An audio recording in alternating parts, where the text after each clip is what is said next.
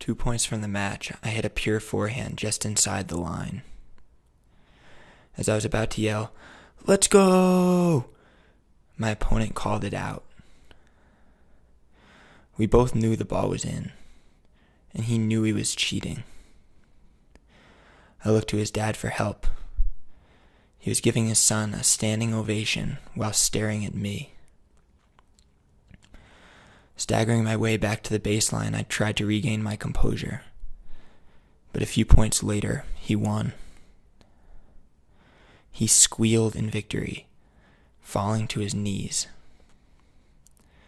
I fell to mine too. I felt so heavy. I had been torn open. The grief was too heavy for me.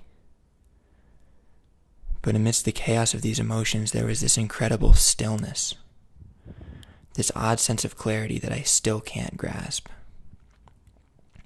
There was too much happening in that moment to be in my ego anymore.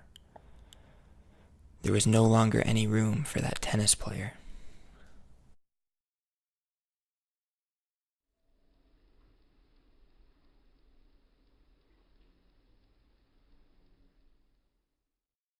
At the dinner table, we sat in prolonged, tense silence. It was suddenly pierced by my dad's blunt announcement. Mom and I are going to be splitting up. Somewhere in his words, his voice gave way to his broken heart.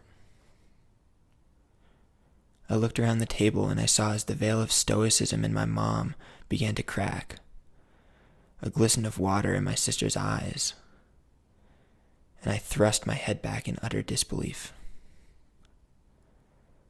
I felt guilty for their tears, and yet I couldn't muster up my own. And then I felt guilty for that.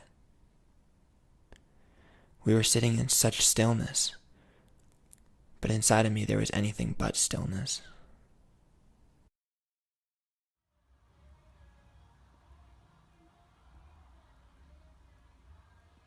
I got off the plane in India, and the airport was immaculate. But right when I stepped outside, I was engulfed by chaos. And I was soon approached by a boy, probably 13 or so. He was missing an arm, a leg, and an eye. I didn't know his story, but he seemed to carry deep pain. He made eye contact with me. He looked not just at me, but into me, and I into him. We met along the glistening torment emanating from the delicate coat of water covering each other's eyes. I was overtaken with emotion, with the reality of the suffering in the world. I wanted to melt into the pavement, to somehow leave, but I couldn't leave. The palpable suffering, truly the depth of hell, was suddenly real to me. It was part of me. It was me.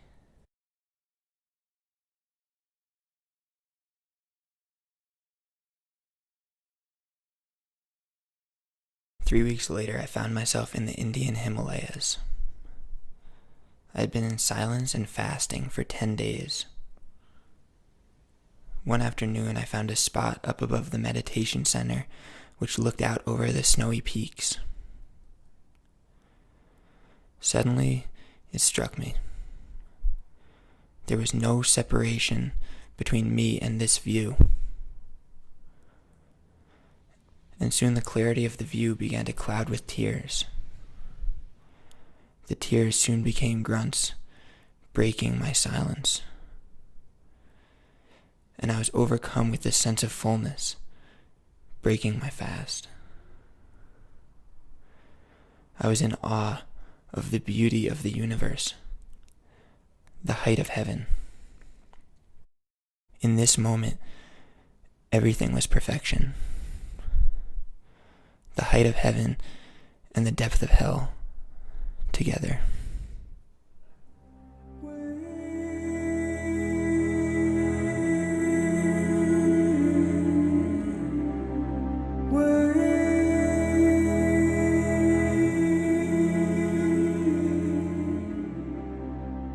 Oh.